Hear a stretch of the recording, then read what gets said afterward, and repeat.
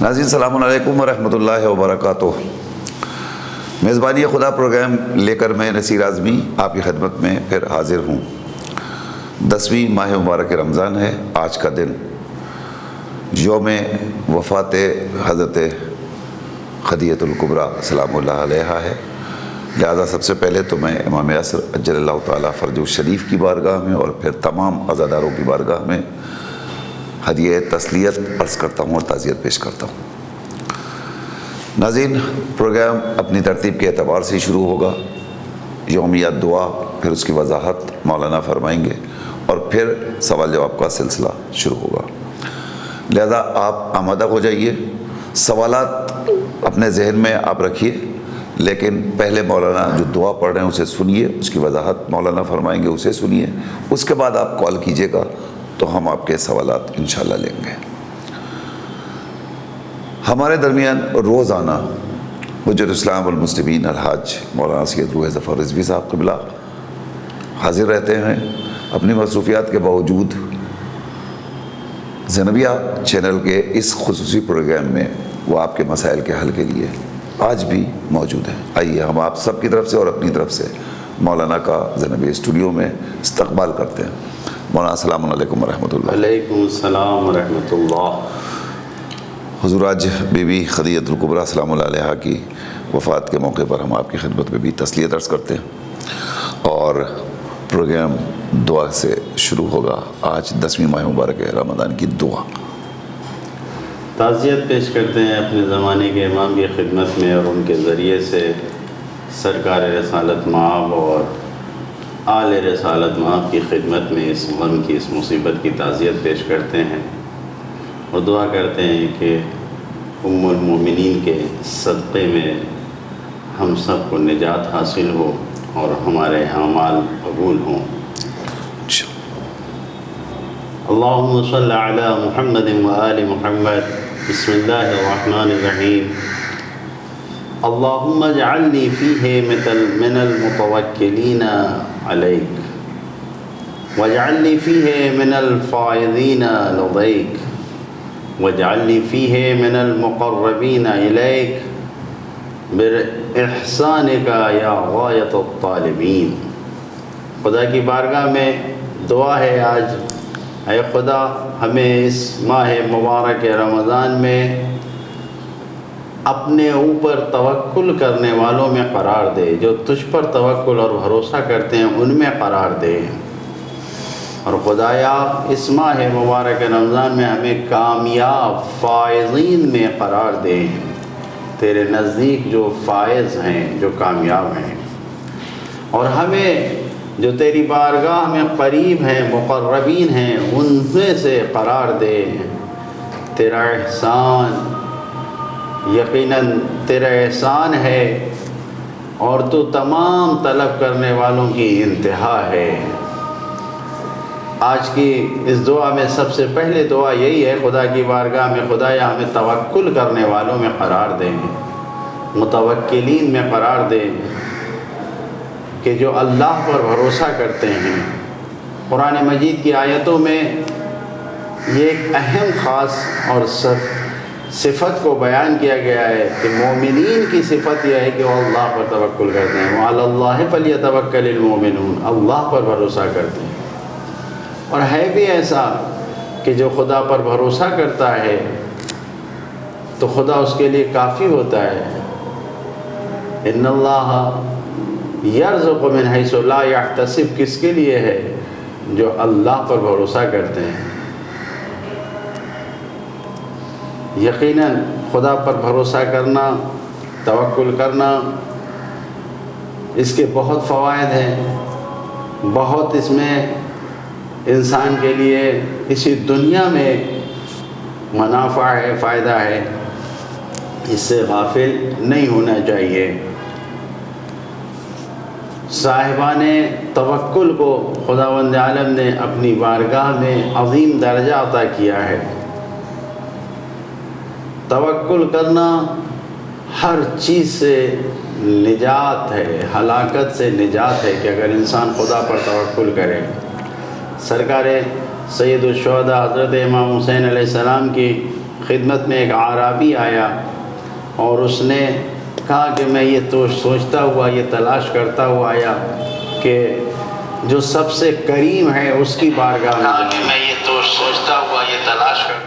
جو سب سے کریم ہے اس کی بارگاہ میں جائیں، اور سب سے کریم جس کی بارگاہ میں جانا تھا اس نے پایا کس کو؟ سرکار سید الشہداء امام حسین علیہ السلام کو۔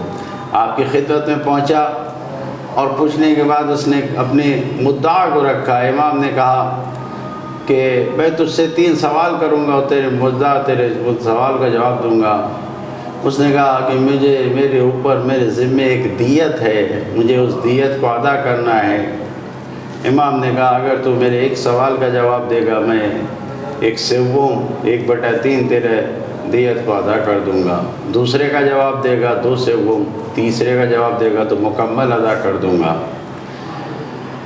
وہ ظاہراً متواضع تھا، وہ امام کو پہچانتا تھا، کریم کے پاس آیا تھا۔ اس نے کہا کہ آپ خود عالم ہیں، آپ خود بہتر جانتے ہیں، آپ کے سامنے کس طریقے سے؟ پھر بھی اس نے کہا کہ اگر جو مجھے معلوم ہوگا میں جواب دوں گا۔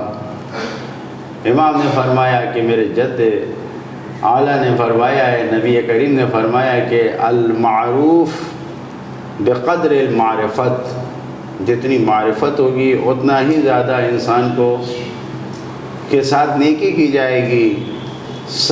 اور واضح سی بات ہے کہ جتنا جس کے پاس معلومات ہوتی ہے، جتنی جس کی نالج ہوتی ہے اور جتنی محنت ہوتی ہے اتنا ہی اس کو عطا کیا جاتا ہے، دیا جاتا ہے۔ اور ہمارے جیسے انسانوں کے درمیان بھی یہ مزاج پایا جاتا ہے کہ محنت کرنے والے کو اس کی محنت کے مطابق دیتے ہیں۔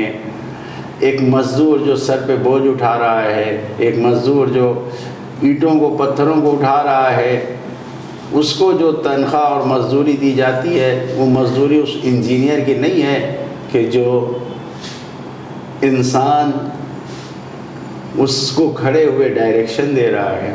واضح ہے۔ تو جو اللہ پہ بھروسہ کرتا ہے، مولا فرمانے کہ اللہ کے رسول نے فرمایا ہے کہ جو معرفت جتنی ہوتی ہے اس حساب سے عطا کرتا ہے، خداوند عالم بھی دیتا ہے۔ اب فرمایا کہ یہ بتاؤ کہ بہترین چیز اس دنیا میں کیا ہے؟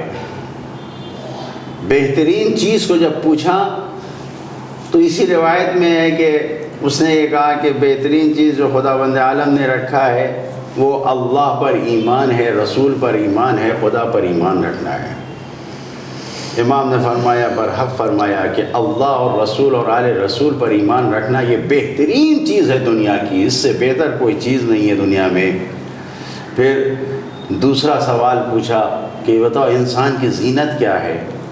انسان کی زینت کے بارے میں جب دوسرا سوال پوچھا تو اس نے جواب دیا کہ زینت تو ہر چیز کی مختلف ہے۔ اگر ایک عالم ہے تو اس کے علم کی زینت یہ ہے کہ اس کے اندر حلم پایا جانا چاہیے، حلیم ہونا چاہیے، بردبار ہونا چاہیے۔ اگر عالم ہے تو حلیم ہونا چاہیے، بردبار ہونا چاہیے۔ پھر اس کے بعد اس نے کہا کہ اگر غنی ہے، مالدار ہے، تو اس کے اندر بذل و بخشش ہونا چاہیے کہ وہ خرچ کرے، کنجوس نہیں ہونا چاہیے، یہ اس کی زینت ہے۔ اور اگر کوئی فقیر ہے تو اس کے اندر صبر ہونا چاہیے۔ اگر فقیر کے اندر صبر نہیں ہے تو اس کے اندر زینت نہیں ہے۔ یہ 3 چیزیں اس نے بیان کیا۔ یقیناً عالم کے اندر علم ہونا چاہیے۔ ایک واقعہ، ایک شیخ محمد تقی بافقی شاہ کے زمانے میں، شاہ ایران کے زمانے میں ایک عالم دین تھے، متقی پرہیزگار، بہت بڑے عالم تھے۔ اور گزشتہ زمانے میں ایسا ہوتا تھا کہ لوگوں کے گھروں میں تو حمام ہوتا نہیں تھا لیکن عمومی حمام پائے جاتے تھے۔ وہ حمام میں نہانے کے لیے گئے، وہاں پر ایک کرنل، شاہ کی فوج کا ایک کرنل آیا ہوا تھا، مرحوم مرزا محمد تقی بافقی۔ یہ وہاں پر اس کو کرنل کو دیکھا، وہ کرنل اپنی داڑھی کو موڑ رہا تھا۔ ظاہر ہے کہ وہاں پر سب لنگی لپیٹے ہوئے سب نہاتے ہیں، وہاں پہ کوئی کسی کے ساتھ اوپر کوئی ڈریس، کوئی بیج، کچھ نہیں ہوتا کہ کوئی پہچان سکے حمام میں۔ تو اب وہ نہاتے وقت جب وہ داڑھی کو مونڈنے لگا تو اس وقت انہوں نے کہا کہ داڑھی مت مونڈو، داڑھی مونڈنا حرام ہے۔ وہ کرنل تھا، وہ اپنے عہدے کے روب میں آیا، اس نے ایک چاٹا بہت زوردار ان کے گال پہ رسید کیا کہ اے بڈھے اپنے کام میں رہے، تجھے کیا لینا دینا ہے۔ اور پھر وہ نہانے لگے، وہ بھی نہانے لگا، پھر وہ داڑھی میں کہنے لگے کہ ادھر والے گال پہ بھی مار لو لیکن داڑھی مت مونڈو، حرام کام نہ کرو۔ اب وہ سوچا اس نے کہ یہ کون ہے، کیسا ہے۔ بہرحال جب باہر نہا کے نکلے اور جب دیکھا اس نے تو بہت شرمندہ ہوا کہ ارے اتنے بڑے عالم کے ساتھ۔ اور پھر زندگی میں وہ اس طریقے سے تبدیلی آئی کہ وہ ان کا مطیع و فرما بردار ہو گیا۔ فوج کا کرنل تھا، شاہ کی فوج کا کرنل، لیکن وہ اس طریقے سے فرما بردار ہو گیا ان کا کہ جس وقت شاہ نے ان کو ضلع وطن کر دیا تھا کسی شہر میں، یہ وہاں جا کر بھی فوجی تھا شاہ کا، لیکن جا کے کھلم کھلا ان سے ملا کرتا تھا۔ یہ کس جگہ سے؟ ایک عالم کے حلیم اور بردبار اور برداشت کرنے کی طاقت کی وجہ سے ایک انسان جو منحرف تھا اس کو صحیح راستے پہ لگا دیا۔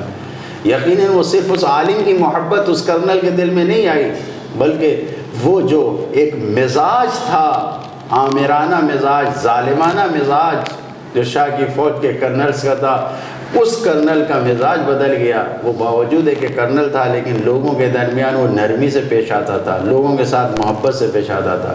یہ علم کی بنیاد پر ہے۔ تو امام نے پوچھا تو اس نے ان 3 چیزوں کو بتایا، کہا اور اگر یہ بھی نہ ہو تو پھر کیا ہوگا؟ امام نے پوچھا کہ تو کہا اگر ان تینوں میں سے یہ کوئی چیز نہ ہو تو پھر آسمان سے آگ آنی چاہیے اور اس انسان کو فنا ہو جانا چاہیے، مر جانا چاہیے۔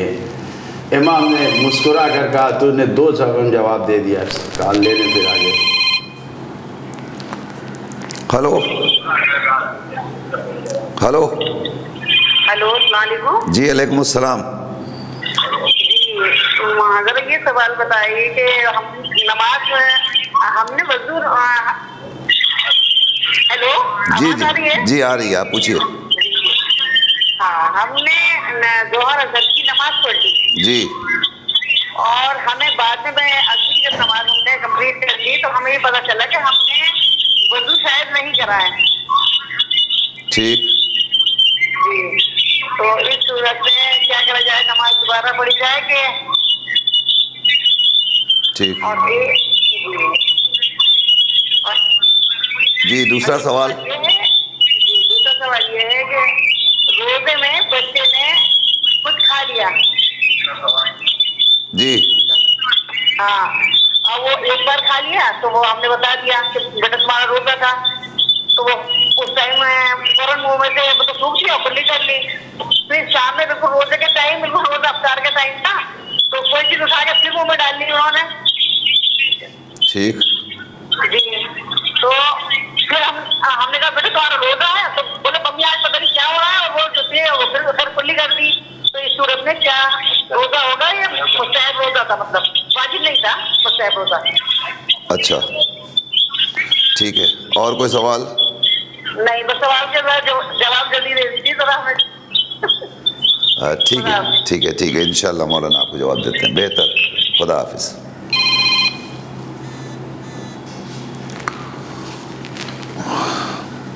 تیسرا سوال جو امام نے اس سے پوچھا کہ بتاؤ کہ نجات، ہلاکت سے نجات کس چیز سے ملے گی؟ اس نے کہا ثقۃ باللہ، اللہ پر توکل کرنے سے۔ واقعاً امام کے سامنے امام نے تینوں سوال کو اس کے جواب صحیح قرار دے کہ اس کی مدد کیا، بخشش کیا، ہو گیا۔ لیکن عرض یہ کرنا ہے کہ جو آج کی دعا میں ہم نے کہا خدایا ہمیں متوکلین میں قرار دے۔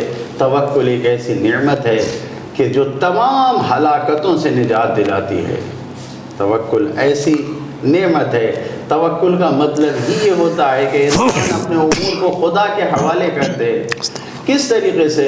ذہنوں کو قریب کرنے کے لیے ایک مثال کہ جب ہم کسی کو وکیل بناتے ہیں تو وکیل بنانے میں سارا کام اس کے حوالے کر دیتے ہیں، وہ جیسے کرتا ہے ہم خوش رہتے ہیں۔ توکل کا مطلب یہ ہے کہ ہم اپنے امور کو خدا کے حوالے کر دیں۔ Hello hello. अस्सलामुअलैकुम। वालेकुम अस्सलाम। मेरा सवाल नमाज शब्द के बारे में है। जी मैंने यूट्यूब पर देखा था कि मौलाना बता रहे थे कि आप नमाज जब आप पैर से भी पढ़ सकती हैं, यहाँ तक कि अगर आप नमाज शोभा भी अगर आप नहीं खड़ी हो सकती तो भी पैर से पढ़ सकती हैं। जी तो लेकिन हमने 2 हफ्ते पहले जिस मसाले जिंदगी में देखा, मौलाना बता रहे थे, किसी ने सवाल किया तो उन्होंने बताया कि अगर आप पैर से पढ़ती हैं तो आपको 22 रकत पैर से पढ़ना होगी। 22 रकत। जी जी तो बताइए किसके कहने पर अमल करें। चलिए, और कोई सवाल आपका? नहीं और सवाल। कहाँ से कॉल कर रही हैं आप? मैं मोगरा से बोल रही हूँ। कल भी मैंने एक सवाल किया था, आपने जवाब दिया था आज। अच्छी बात है, ठीक, खुदा हाफिज। तो तवक्कुल एक ऐसी चीज़ है कि मैं अपनी गुफ्तगू को आगे बढ़ाते हुए कि जैसे हम किसी को वकील बना देते हैं, बिल्डिंग बनाने में किसी को वकील बनाया, तो जैसे वो वकील उसने बनाया है, जैसे वो काम करेगा हम राज़ी हैं कि मुकम्मल इख्तियार उसके कर दिया, हवाले कर दिया, वैसे ही हम तमाम अपने कामों को खुदा के हवाले करते हैं। तमाम कामों को हम खुदा के हवाले हेलो, करते हैं। एक मिनट। हेलो। वालेकुम। जी वालेकुम अस्सलाम वरहमतुल्लाह। मैं फिरोज बोल रहे हैं कोना से। जी जी जी। अच्छा, मैं क्या एक सवाल था जी। कि जैसे मैंने कहीं पहले मुझे किसी आलिम ने बताया भी था कि जैसे सजदे में या किसी नमाज में अल्लाहुम्मा सल्ली अला मोहम्मद व अला मोहम्मद वाजिल फराजों नहीं कहना चाहिए, किसी ने बोला था।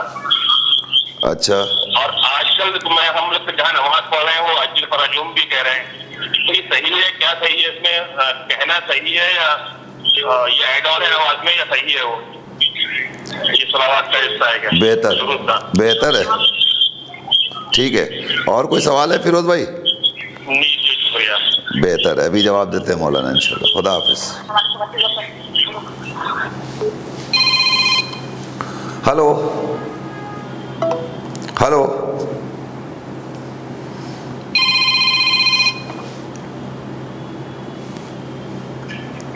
हेलो। जी वालेकुम अस्सलाम। जी, मैं ये सवाल करना चाहती हूँ कि जैसे मैं सहार करने के बाद रोजा नहीं रह पाई, शरीर में दर्द हो रहा था तो रोजा नहीं रह पाई, तो उसके लिए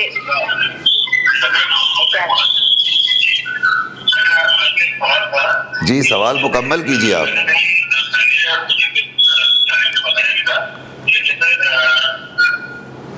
हेलो हेलो। जी हुजूर, तो आपने अभी ये बताया कि इंसान को अल्लाह के ऊपर तवक्कुल करना चाहिए, भरोसा करना चाहिए और अपने तमाम मराहिल को परवरदिगार के हवाले कर देना चाहिए। ये दुआ का पहला जुमला था कि खुदाया अपने तवक्कुल करने वालों में मुझे करार दे।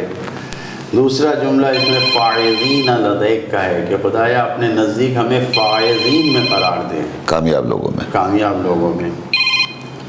हेलो जी वालेकुम अस्सलाम व रहमतुल्लाह। सलाम अलैकुम।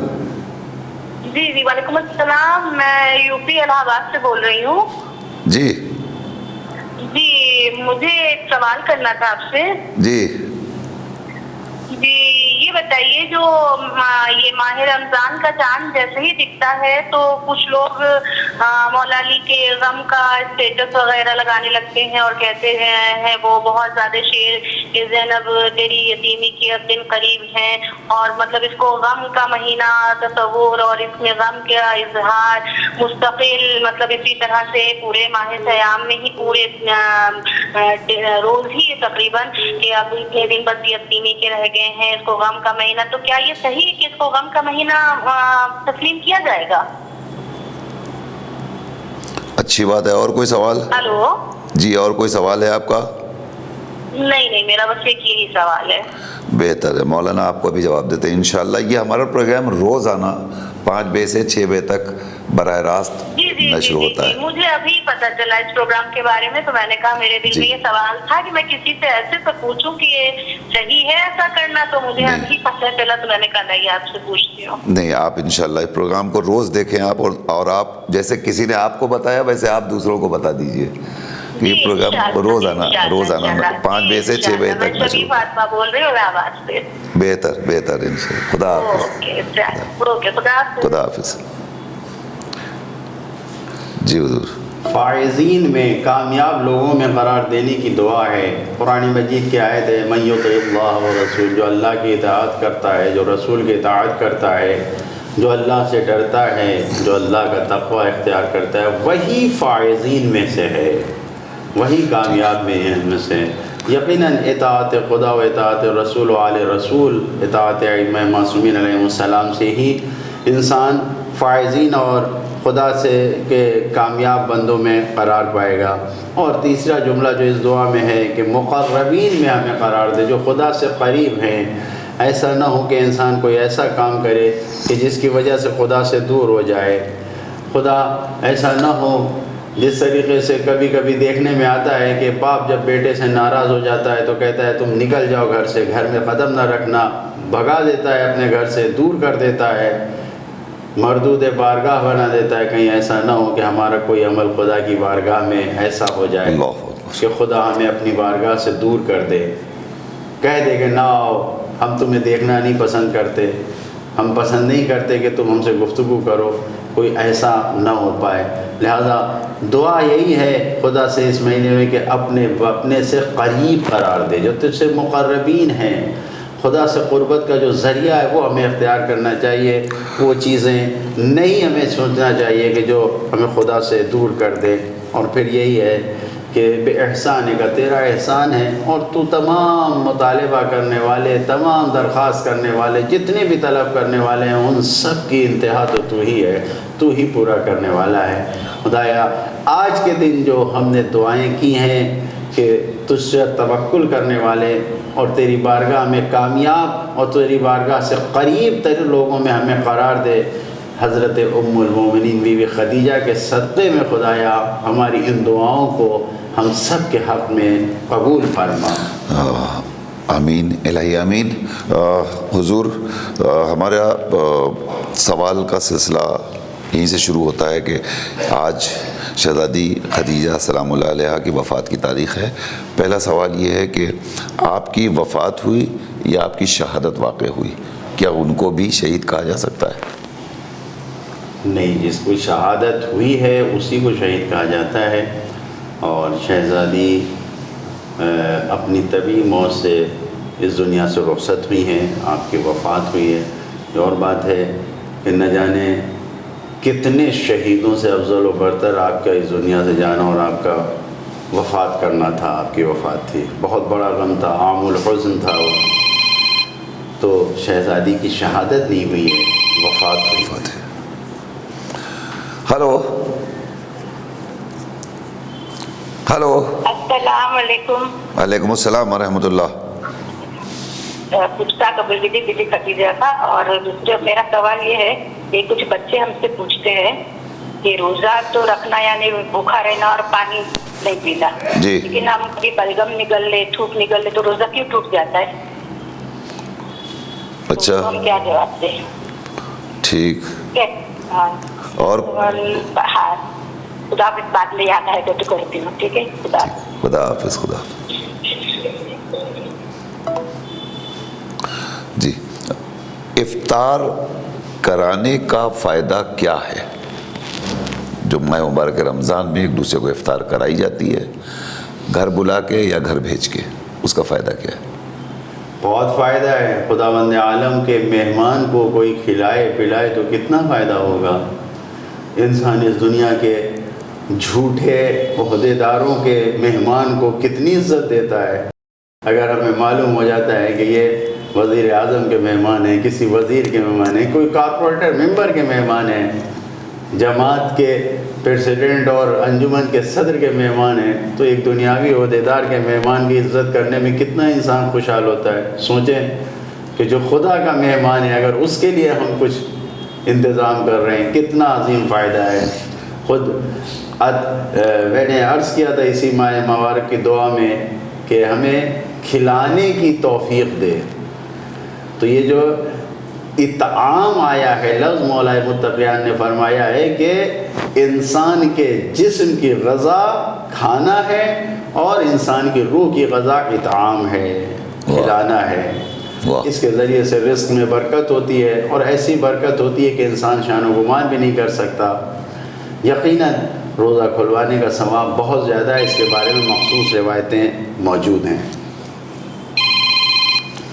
ہلو. یاد آیا مجھے، روزہ ہم نے رکھا بند کیا 5/12 کو، اور اس کے بعد میں اذان سے پہلے ہم کو ڈکار آ گئی. تو ابھی اذان نہیں ہوئی ہے تو کیا ہم پانی پی سکتے؟ اچھا، اپنے وقت پہ آپ نے ترک سحر کر دیا؟ ہاں، مطلب 5/12 کو ہم نے بند کر دیا روزہ، لیکن ہم نماز نافلہ وغیرہ پڑھ رہے تھے، کھڑے ہوتے تھے، میز سے جوڑتے تھے، ڈکار آ گیا، ایسا لگتا گلے میں پھنسا یا نہ، تو اذان نہیں آئی تھی ابھی، اور ہم نے تھوڑا پانی پی لیا، تو کیا روزہ صحیح ہوگا یا غلط ہو جائے گا؟ ٹھیک، بہتر. خدا ہمیں یاد رکھیں. انشاءاللہ. بڑھتے ہیں حضور. ہمارے ایک بہن کا سوال ہے پونا سے. انہوں نے پوچھا ہے کہ ہم نے نماز ظہرین پڑھ لی، یعنی اذان سنی، اس کے بعد پھر مصلی بچھایا اور نماز پہ کھڑے ہو گئے، نماز پڑھ لی. پڑھنے کے بعد میں خیال آیا کرے ہم نے وضو تو کیا ہی نہیں تھا، تو کیا ہماری وہ نماز ہو جائے گی قبول؟ اگر انسان کو یقین ہے کہ ہم نے وضو نہیں کیا تھا تو نماز نہیں ہوئی. لا صلاۃ الا بوضوء، نماز بغیر وضو کے نہیں ہے. یقین ہے. اگر شک ہے تو نماز پوری ہونے کے بعد اگر شک ہے تو کوئی حرج نہیں ہے، نماز صحیح ہو جائے گی. شک ہے اگر، لیکن اگر نماز کے درمیان شک ہو رہا ہے کہ وضو کیا تھا یا نہیں، تو اس کو نماز چھوڑ کے پھر سے وضو کرنا پڑے گا. لیکن اگر انسان کو یقین ہے، اور یقین ہے کہ ہم نے وضو نہیں کیا اور پوری 8 رکعت ظہرین کی نماز ہم پڑھ چکے، سب کچھ کر چکے، تو یہ نماز قابل قبول نہیں ہے. ہم کو پھر سے وضو کے ساتھ نماز ادا. چونکہ وضو کے بغیر نماز نہیں ہے، اور اگر آپ کو یاد آ گیا نماز پڑھنے کے بعد جب بھی، پھر آپ فوراً وضو کیجئے اور پھر نماز پڑھ لیجئے. ہلو. ہلو، السلام علیکم. وعلیکم السلام ورحمۃ اللہ. جی، میرا سوال یہ ہے جی کہ ماہ مبارک رمضان چل رہا ہے جی، اور اس میں صلہ رحمی کی بہت زیادہ تاکید عام دنوں میں بھی ہے، ماہ مبارک میں بھی بہت ہے، لیکن وہ لوگ صلہ رحمی کیسے کریں کہ اگر ہم مان لیجیے کہ ہماری خود بہت زیادہ اچھے حالات نہیں ہیں، لیکن ہمارے مطلب ریلیشن میں یتیم بچے ہیں، تو ہم ان کی ہیلپ کریں گے، لیکن آپ جانتے ہیں کہ مہنگائی بہت ہے اور سب کی پسند بھی بہت اچھی ہوتی ہے، تو ہم ان کے حساب سے فروٹفلی ان کو خوش نہیں کر سکتے، لیکن ہم اپنے حساب سے جو ہماری حیثیت ہے ہم اس حساب سے اگر ان کی ہیلپ کریں تو وہ راضی بھی نہ ہو، تو کیا ایسے صلہ رحمی کرنا چاہیے؟ کیونکہ ہمارے کچھ بھی کرنے سے راضی تو نہیں ہوں گے، کیونکہ بھائی چوائس مان لیجیے جیسے کپڑے ہیں، اگر ہم ان کو کپڑے دلا رہے ہیں ان کی پسند ہائی ہے، ہم اپنے حساب سے دلائے ہوں، راضی نہیں ہوں، تو کیا کرنا چاہیے کہ نہ کرنا بہتر ہے؟ ٹھیک ہے. آپ کہاں سے کال کر رہی ہیں؟ جی، ممرہ سے. اور میرا دوسرا ایک ریکویسٹ ہے کہ آغا زینبیہ پہ آپ کی لنک نہیں آ رہی ہے، اور 2 چینلز ہیں تو براڈ کاسٹ کے، اس کے اوپر رک کے ویڈیو چلتا ہے، تو ذرا اس کو فکس کریے. زینبیہ پہ لنک نہیں، یہ یوٹیوب پہ لنک نہیں آ رہی ہے آپ کی. اچھا، میں آپ کو یوٹیوب کا لنک بھیج دوں گا، اور کوشش کرتے ہیں کہ کیبل آپریٹر سے بھی بات کرتے ہیں انشاءاللہ. جی، اور وہ جو چینل موبائل کے اوپر ہے اس پہ آپ کو براڈ کاسٹ آتا ہے، لیکن رک کے آتا ہے، تھوڑا اس کو فکس کرائیے آپ. اچھی بات. اچھی بات. ممرہ میں پوچھ سکتا ہوں آپ کس علاقے میں ہیں؟ جی، امرت نگر. امرت نگر. ٹھیک ہے، بہتر، ہم کوشش کرتے ہیں انشاءاللہ. خدا حافظ. خدا حافظ. خدا حافظ. انہی کا ایک اور سوال تھا حضور پونا سے، کہ بچے نے روزہ رکھا اور روزہ رکھنے کے بعد اس نے غلطی سے کچھ کھا لیا، کاموں میں مصروف تھا، کھا لیا. ایک دم سے ماں نے دیکھا تو کہا رہے تم روزے سے ہو، وہ جلدی سے اس نے منہ سے نکال دیا. پھر وقت افطار جب آیا تو وہ کہیں سے بھی گھومتا پھرتا آیا اور دیکھا کہ افطار کا سامان کچھ رکھا ہوا، اس نے پھر منہ میں ڈال لیا. پھر ماں نے یاد دلایا، کہہ رہے تم بھول جاتے ہو، تو کہہ پتہ نہیں آج مجھے کیا ہو رہا ہے. تو ایسی صورت میں کیا اس کا روزہ ہو پائے گا؟ بالکل روزہ صحیح ہے، بھولے سے کیا ہے نا، جان بوجھ کے تو نہیں کیا ہے. اور اگر جان بوجھ کے کیا ہو اور واجب روزہ ہو تو گناہ ہے، کفارہ دینا پڑے گا. لیکن اگر سنتی روزہ ہے اور جان بوجھ کے بھی کیا ہے تو کوئی حرج نہیں ہے، بس روزہ نہیں رہے گا ہوگا. جی. لیکن اگر بھولے سے کیا ہے، پورا کھانا کھا لیا ہو انسان نے بیٹھ کے اور کھانا حسب عادت، اور پھر اس کے بعد ابھی آج ہی میرے گھر میں میرے ساتھ ہوا کہ ہم جب مسجد سے نماز پڑھ کے آتے تو اکثر بچی پانی لے کر آتی ہے، بڑے اطمینان سے پانی کا گلاس لے کے میرے سامنے کھڑی ہے. میں نے پوچھا یہ کیا ہوا؟ تو کہتی ارے وہ فوراً، چھوٹی بچی ہے ابھی 7 سال کی، فوراً واپس لے کے گئی. تو انسان بھول جاتا ہے، جبکہ وہ خود روزے سے تھی بچی، ایسا نہیں کہ روزے، لیکن خود جی. تو بھولے سے اگر عادتاً آدمی، ظاہر ہے کہ کھانا سامنے ہے اور ظاہر ہے کہ آپ ماہ مبارک رمضان میں تو اچھی ڈشز بنتی ہیں تو آدمی ویسے ہی پریشان ہو جاتا ہے.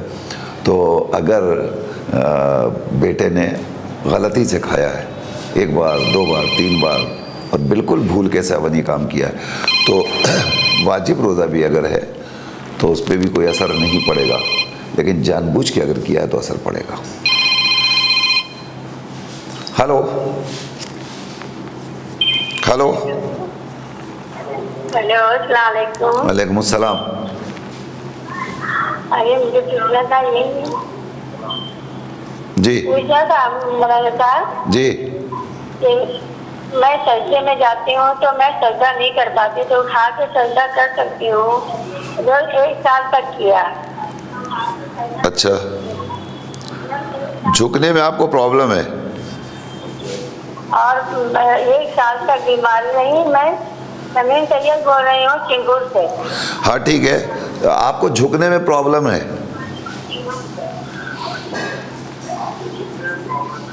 جی تکلیف ہوئی ہے، اب آپریشن ہوا تھا نا، تو 1 سال تک کے آپریشن میں تکلیف تھی. ٹھیک، چلیے بہتر ہے. مولانا آپ کو ابھی جواب دیتے ہیں انشاءاللہ. خدا حافظ. خدا حافظ. اللہ صحت دے آپ کو انشاءاللہ. خدا حافظ. بڑھتے ہیں اگلے سوال کی طرف. نماز شب بیٹھ کر پڑھا جا سکتا ہے، ایون وقت بہت کم ہے تو آپ نماز شفع پڑھ لیجئے، نماز وتر پڑھ لیجئے بیٹھ کر کے، جلدی سے مکمل ہو جائے گی نماز. لیکن انہوں نے کسی پروگرام میں دیکھا کہ وہاں عالم دین نے بتایا کہ اگر آپ نماز بیٹھ کے پڑھ رہی ہیں تو آپ کو 11 رکعت والی نماز 22 رکعت پڑھنی پڑے گی. تو اس میں کیا حکم ہے شریعت ہے؟ بالکل صحیح ہے. تمام مراجع کرام کا فتویٰ اور مسئلہ یہی ہے، جو انسان کھڑے ہو کر نماز پڑھ سکتا ہے، کوئی مجبوری نہیں ہے، کوئی اس کے بیماری نہیں ہے، کچھ بھی نہیں ہے، اور وہ بیٹھ کے نماز پڑھنے چاہتا ہے تو 2 رکعت کو نماز کو 4 رکعت ہی بنا کے پڑھنا پڑے گا اسے. اور یہ صرف سنت اور مستحب نمازوں میں، واجب نماز کے لیے تو ہرگز ایسا نہیں کر سکتا، واجب نماز میں نہیں کر سکتا ایسا. لیکن سنت و مستحب نمازوں میں، مثلا نماز شب 11 رکعت ہے لیکن اسے بیٹھ کے پڑھنا ہے تو 22 رکعت پڑھنا پڑے گی. یہ بالکل کھلا ہوا ہے فتویٰ ہے، اس میں کوئی شک و شبہ نہیں. کسی نافلہ نماز میں بھی، کسی بھی مغرب کی نماز 4 رکعت نافلہ ہے، انسان بیٹھ کے پڑھنا چاہتا ہے تو 8 رکعت پڑھے، بیٹھ کے اگر پڑھنا چاہتا ہے تو واجب نماز کے لیے یہ حکم نہیں ہے، لیکن مستحبی نمازوں کے لیے یہ حکم ہے.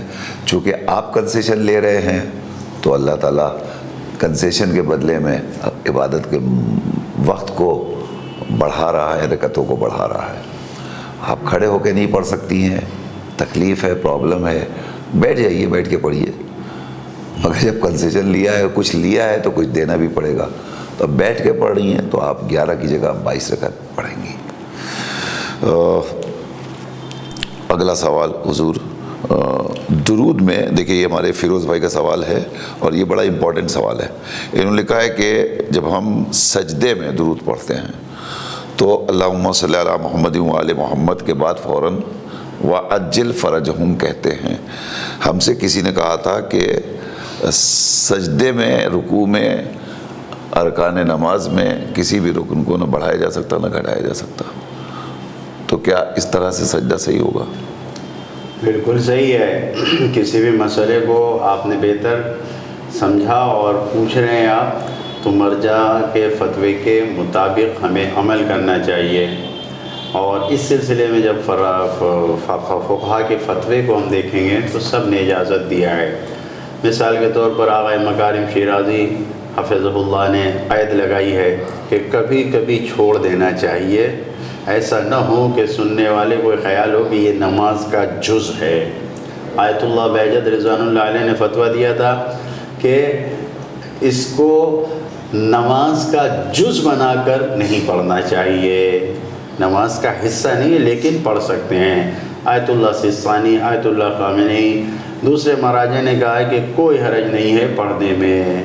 عجل فرجہم کے ساتھ صلوات کو نماز میں پڑھا جا سکتا ہے, نماز میں کوئی اثر نہیں ہوتا. بالکل صحیح ہے نماز. جی, تو نماز تو فیروز بھائی صحیح ہو جائے گی, لیکن پڑھنے کے لیے بہرحال دیگر مراجع کرام نے یہ کہا ہے کہ کبھی کبھی چھوڑ دینا چاہیے, یعنی ایسا نہ محسوس ہو کہ یہ اس کا جز ہے, اس کا حصہ ہے. اگر آپ نے اس کا حصہ اور اس کا جز بنا لیا تو غلط ہو جائے گا, ورنہ آپ ظاہر ہے کہ برکت کے لیے اور دعا کے طور پر اسے پڑھ رہے ہیں تو اس میں کوئی مذائقہ نہیں ہے. شبیہ فاطمہ سلمہ کا فون الہ آباد سے, انہوں نے آج پہلے دن پروگرام دیکھا اور پہلا سوال کیا. ماہ مبارک رمضان میں جب چاند نمودار ہوتا ہے تو پہلی ہی تاریخ سے بہت سے لوگ اپنے موبائل کے اوپر اسٹیٹس لگاتے ہیں اور اس اسٹیٹس میں ایسی ایسی چیزیں ڈالتے ہیں کہ جس سے یہ ثابت کرتے ہیں کہ یہ پورا مہینہ غم کا مہینہ ہے. تو کیا ہم اسے پورے مہینے کے طور پہ غم کا مہینہ مانیں یا اسٹیٹس لگانے والوں کے نظریات کو تبدیل کر دینا چاہیے؟ ظاہر ہے کہ ائمہ معصومین علیہ السلام کی تربیت و تعلیم کے مطابق ہر مذہب حقہ اور مذہب جعفریہ کے ماننے والوں کو عمل کرنا چاہیے. تعلیمات اہل بیت علیہ السلام میں ہمیں یہ نہیں بتایا گیا ہے, ہم سے یہ نہیں کہا گیا ہے کہ پہلی ماہ رمضان سے ہی تم غم منانے لگو, لہذا ایسا نہیں کرنا چاہیے. انسان کی جو زندگی ہے, اس دنیا کی زندگی, اس میں ہمیں جو حکم دیا گیا ہے کہ جب ان کی خوشی ہے تو ہم خوش ہوں, جب ان کا غم ہے تو غم منائیں. نہیں یہ کہ ہر روز ہم ان چیزوں کو سامنے رکھیں. جو شب ضربت سے لے کر جو 19, 20, 21 3 دن غم منایا جاتا ہے وہی ائمہ کے زمانے میں منایا جاتا تھا اور وہی آج بھی منایا جاتا ہے, وہی صحیح ہے. لہذا اس طریقے سے اپنے زندگی کو ہمیں تنگ نہیں کرنا چاہیے. دوسروں کے لیے وہ مشکلات ایجاد ہو سکتی ہیں. اگر یہ پورا مہینہ غم کا ہے تو پھر ہم 15 ماہ مبارک کو خوشی بھی نہ منائیں. امام حسن علیہ السلام کی ولادت کی تاریخ ہے, ہم اس میں خوشی بھی نہ منائیں اگر یہ پورا مہینہ غم کا ہے. ایسا نہیں ہے. اور اس طریقے کی ایک سازش چل رہی ہے اہل بیت اطہار کے جانے والے شیعان حیدر کرار کو بدنام کرنے کی کہ یہ کوئی خوشی نہیں مناتے, کچھ نہیں مناتے, یہ صرف غم ہی غم مناتے ہیں. یہاں تک کہ عید کے دن بھی مجلس و ماتم کرتے ہیں, اور ایسا کیا جا رہا ہے. بعض جگہوں پر خود شیعہ عید کے دن ماتم کرتے ہیں, عید الفطر کے دن. یہ غلط ہے. اس سے شیعت کی بدنامی ہو رہی ہے, کیونکہ دشمنان شیعت جو ہیں وہ یہ کہتے ہیں کہ یہ مسلمان ہی نہیں ہیں, کیونکہ مسلمانوں کی عید ہے عید فطر اور یہ عید نہیں مناتے. تو اس طریقے کی باتیں پیش آ رہی ہیں. ان چیزوں سے ہمیں پرہیز کرنا چاہیے.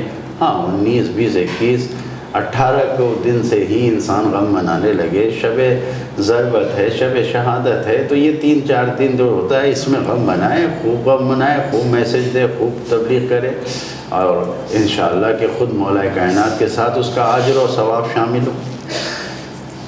جزاک اللہ. تو مولانا نے عرض کیا کہ پورے مہینے اگر آپ اس کو غم کا مہینہ ڈکلیئر کر دیں گے تو درمیان میں جب امام حسن علیہ السلام کی ولادت کی تاریخ آئے گی تو اس دن کیا کریں گے؟ اسٹیٹس ہٹا دیں گے، بلیک کو ریڈ میں تبدیل کر دیں گے۔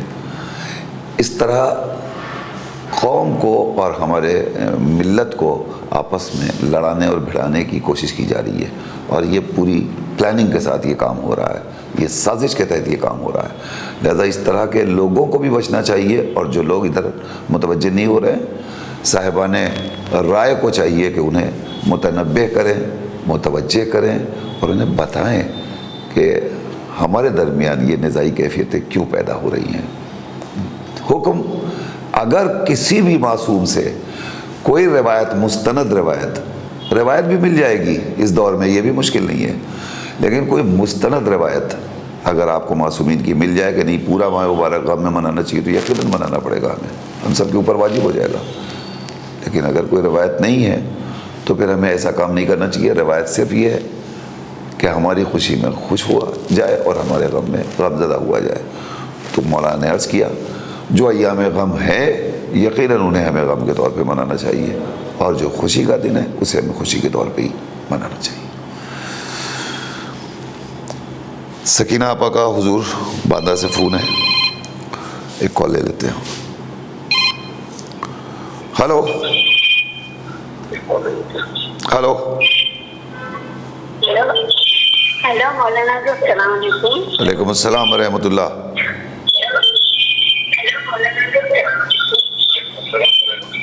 جی فرمائیے۔ ہاں میرا یہ سوال تھا ابھی کہ نماز شب جو پڑھتے ہیں تو کہاں سے کھڑے رہ کر پڑھنا چاہیے؟ میرے پیر میں تکلیف سے تو آپ کے یہاں جو ٹیلی ویژن چل رہا ہے نا، آپ پہلے آپ ٹی وی کی آواز بند کر دیجئے، پہلے ٹی وی کی آواز بند کیجئے۔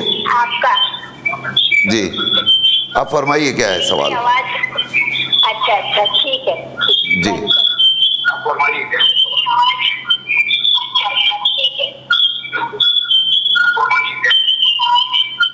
جی ہیلو جی جی ہاں میرا کہنا یہ تھا کہ میں نماز شب جو پڑھتی ہوں نا تو رات ہی کو 11 ساڑھے 11 کے بیچ میں میرے پیر میں تکلیف ہے تو میں ٹیبل کرسی پہ پڑھتی ہوں، لیکن کھڑے رہ کر ہی پڑھتی ہوں، صرف سجدہ ٹیبل پہ کرتی ہوں، تو یہ غلط ہے؟ ٹھیک، اور کوئی سوال؟ ہاں بس یہی پوچھنا تھا، ابھی میں نے سنا نا تو میں نے کہا میں جو پڑھتی ہوں تو یہ غلط تو نہیں ہے یہ؟ نہیں کیونکہ مجھ سے ہے نا پیروں سے سجدہ نہیں ہوتا ہے جھک کر، جی تو میں ٹھیک ہے، ٹیبل پہ کر لیتی ہوں سجدہ۔ ٹھیک ہے۔ کہاں سے کال کر رہی ہیں آپ؟ میں اندھیری سے۔ ٹھیک، خدا حافظ، خدا حافظ، خدا ہاں حافظ۔ خدا حافظ۔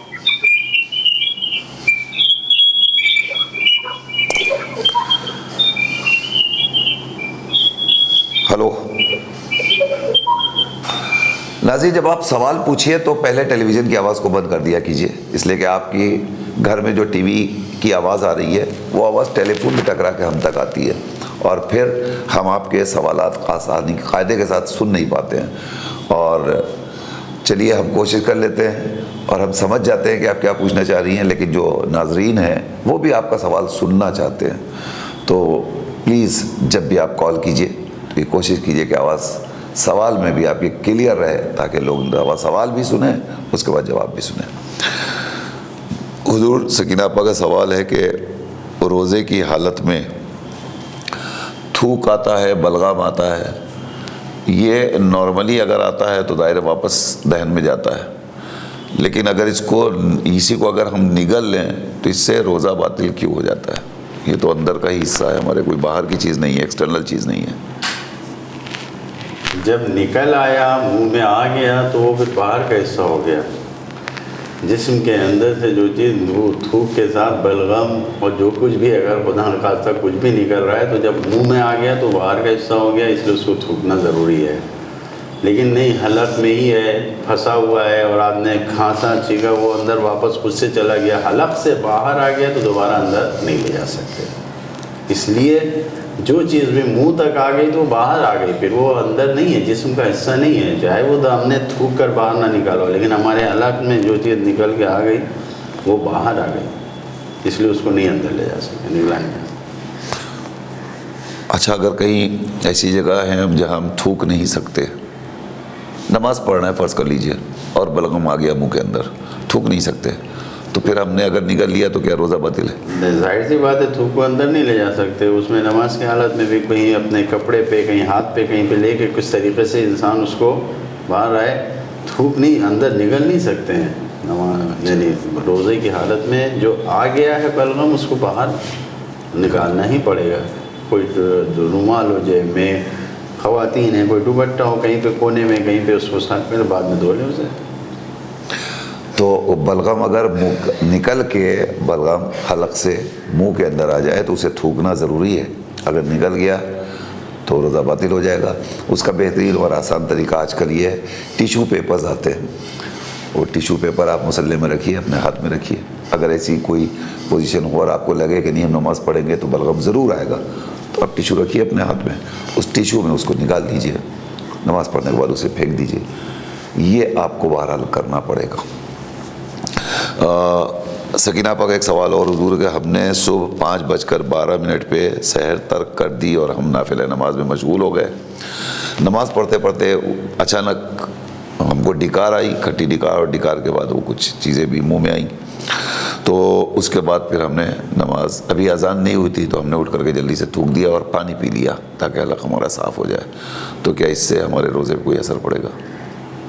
اگر 2 4 5 منٹ کی بات ہے، 12 سے 17 18 تک ہی وقت گیا ہے اور کیا ہے 5 منٹ کا اگر وقت گزرا ہے تو روزہ صحیح ہے، اور اگر 18 یعنی 13 پہ آج صبح وقت تھا بامبے میں، اور اگر یہ 18 19 کے بعد ایسا ہوا ہے تو پھر کیونکہ وہ بعد کا وقت جو ہے وہ اذان کا وقت ہونے کا ہے، احتیاطاً اذان بعد میں ہوتی ہے، تو وہ ایسی صورت میں پھر اس کے قضا کرنا پڑے گا، اگر جان بوجھ کے پیا ہے تو پھر جی۔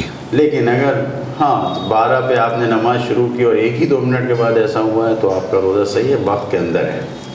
جی، ابھی وقت ہے، مثلا 10 منٹ کا وقت اضافی ہے اور 5 منٹ گزر گئے ہیں اور آپ نے اس کے بعد پھر جلدی سے تھوک دیا، پانی پی لیا اور گلا ولا صاف کر لیا، تو اس میں کوئی مذائقہ نہیں ہے، بہت زیادہ تاخیر نہیں کرنا چاہیے، اس لیے کہ نماز بھی جو جس وقت دی جاتی ہے اس میں بھی احتیاط رکھی گئی ہے، ہو سکتا ہے 5 منٹ پہلے اذان کا وقت ہو گیا ہو، احتیاطاً نماز 5 منٹ اذان 5 منٹ بعد دی جا رہی ہے، تو ایسی صورت میں ہمیں محتاط رہنا چاہیے تاکہ ہمارا روزہ مکمل طور پر، یقینی طور پر بچا رہے۔ اگلا سوال، صلہ رحمی کا بہت حکم ہے ہماری شریعت کے اندر، ممرہ سے ایک سوال ہے، کبھی کبھی ہم بھی چاہتے ہیں کہ اپنے خاندان کے، اپنے گھر کے اعزاء و اقارب جو ضرورت مند ہیں، محتاج ہیں، پریشان حال ہیں، ہم ان کی پریشانیاں دور کریں، اور یہ جذبہ ہمارے اندر صلہ رحمی کا جو ابھرتا ہے، حالانکہ ہمارے خود حالات بہت اچھے نہیں ہیں، مگر حکم شریعت کی بنیاد پر ہم چاہتے ہیں کچھ کریں، البتہ جن کے لیے ہم کرنا چاہتے ہیں ان کے لیے جو ہم کر رہے ہیں وہ انہیں پسند نہیں ہے، اور جو انہیں پسند ہے وہ ہم کر نہیں سکتے، تو کیا ہم صلہ رحم کرنا چھوڑ دیں؟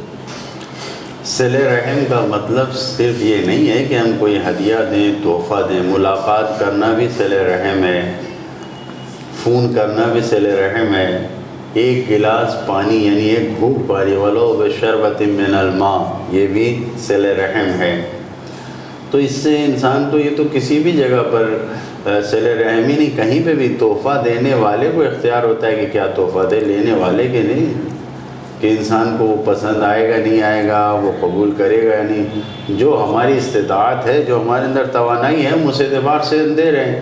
اب یہ اور بات ہے کہ ہم گھر کے حالات سے باخبر ہیں، ہمیں یہ سوچنا چاہیے کہ ہم ایسی چیز دیں کہ جو ان کے کام میں آ سکے، جو ان کے یہاں استعمال ہو سکیں، ایسا نہیں ہو کہ وہ بیکار ہو، ان کے یہاں کوئی کام میں نہ آئے، تو ایسی چیز دینے سے بھی پرہیز کرنا چاہیے، ورنہ تحفہ دینے میں کوئی یہ شرط نہیں ہے کہ ہم دیکھ کے دیں کہ کیا چیز انہیں پسند ہے، کیا چیز انہیں پسند نہیں ہے، ہمارے اندر جتنی طاقت توانائی ہے اس حساب سے ہم دے سکتے ہیں۔